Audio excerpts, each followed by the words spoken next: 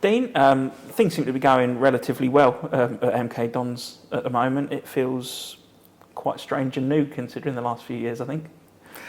Yeah, I think obviously the new chairman coming in, I think appointing his own manager feels like a bit of stability, I think, in terms of that, and performances have picked up, and wins always help, and it breeds confidence, and I think everyone can see we're on an upward path. How's everything working out under Scott Lindsay at the minute? He's been in a few months now. Yeah, it's been going well.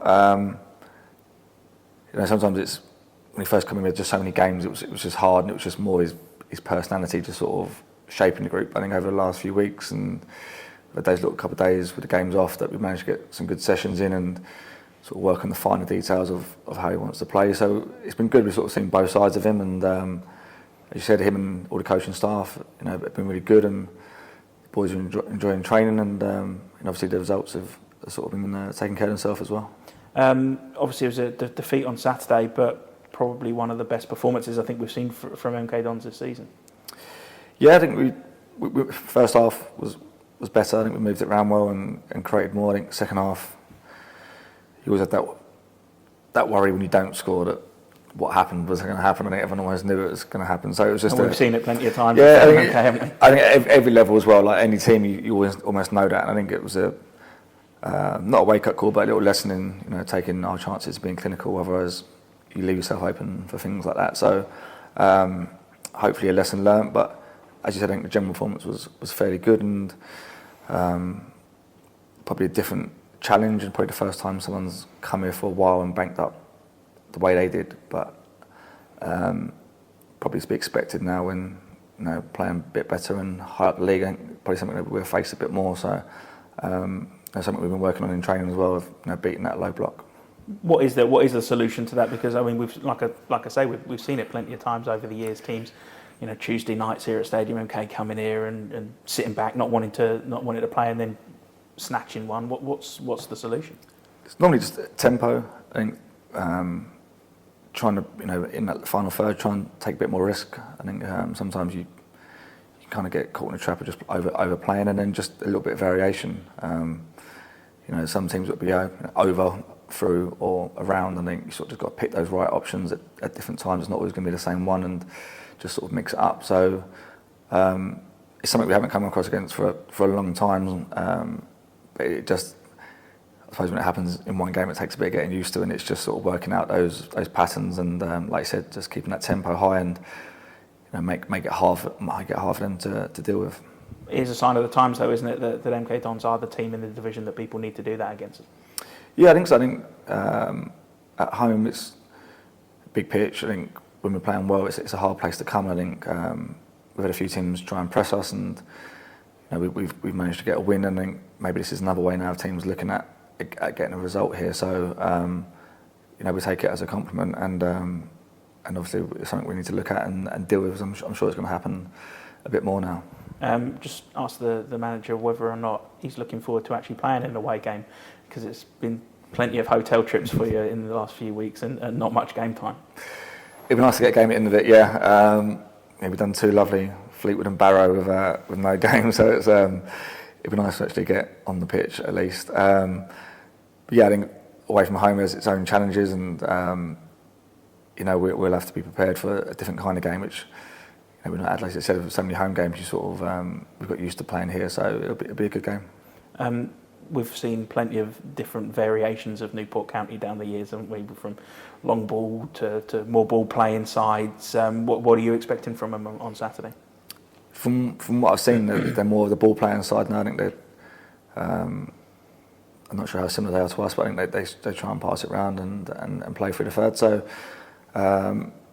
it should be a good footballing game at least. And they've got their own ways of doing things and their own threats. I think they've got the big boy up front. I think 6'9" or 10 or whatever he is. So that presents its own challenges. But yeah, I think a more of a ball playing game. Yeah.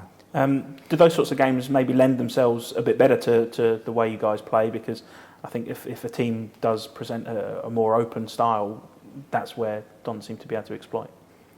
Yeah, I think, as you said, when you're playing away, there's not going to be the low block. Teams will come out and try and impose themselves a little bit more, so it leaves you a little bit more space, and I think with the pace we've got at the top end of the pitch and Aaron on the right, it allows you that a little bit of sometimes the counter, which is good for us because we can do both. So it's a game we're looking forward to, and hopefully we can get back to winning ways. Another Christmas festive period for you on countless games that you've had, and do you enjoy the Christmas period, or is it one of those that's a bit of a grind? No, it's good.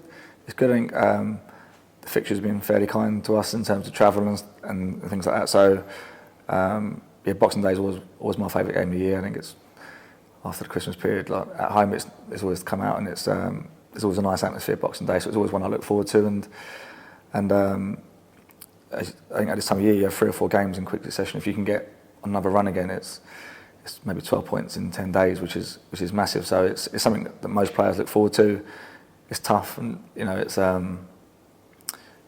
tests your professionalism at times when techie sandwiches are getting passed around. But it's what you do, and after a while you get used to it. To be fair, and it is when the table starts to take shape as well, isn't it? I mean, you're in and around the mix at the minute, but in a couple of weeks' time, it'll feel like, I think, the table will start to show where everybody is. Yeah, I think after the Christmas period, I think there's like 12 points to play for. I think sort of the 8 or 10 that are left at the top after that will kind of be the 8 or 10 for the rest of the season most of the time. So it'll kind of give you a clearer idea. I think most people know already where the threats are and who the teams, but I think that Christmas period is just vital, just sort of putting yourself in the right position. And finally, how are you? We've not seen you quite on the pitch probably as much as we have done in previous seasons, but you're still a very active member in the squad. Yeah, sort of a different role now, just sort of understudy to Loz. So it's just training, being fit, being prepared to help sort of when and as is needed. Done a few on for 30 seconds, which has been fun, trying to get ready in time, but warrants having a shower at the end, doesn't it? Yes, yeah, exactly. Yeah, it gets me out of running at the end, so it's all right. So it's been different, but I think at the same time, and obviously now looking into the future, I'm paying attention a lot more to coaching, that side of the game. Sort of, we're really lucky that we've got a really talented coaching team already. But for me, it's just watching and learning really, because we've got Larry, who's as a senior one, he's had a fantastic career, really good clubs, and just to watch what he does in terms of how he coaches and how he's around the boys, and then Gaffer, Daisy, it's just even Glad's as a new coach, it's just is watching and picking up ideas and getting a feel for it. So it's a little bit of both, but yeah, it's been all good, and I've been enjoying some of the performances. Wrapped up quite warm, to be fair, so it's been okay. Is it quite strange, having played with Ben Gladwin and now having him as the coach? No, really. You think it would be, but Glad's is really good. We've sort of done a few meetings together and a few positional things and stuff, and sort of bounce ideas a little bit off each other. But no, when he coaches, he's just a coach, and his sessions are really good and enjoyable. So you just sort of do as you're told and get into it. But yeah, it's been nice catching up with him, because he's a good lad, Ben, and he's a good coach. So he's good to learn from.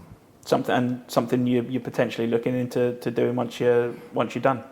Yeah, I think that's the route I'm going to go down now. So it's just sort of watching and learning and speaking to people, working out why they're doing things sometimes, and sort of getting that picture. So it's been a good learning curve.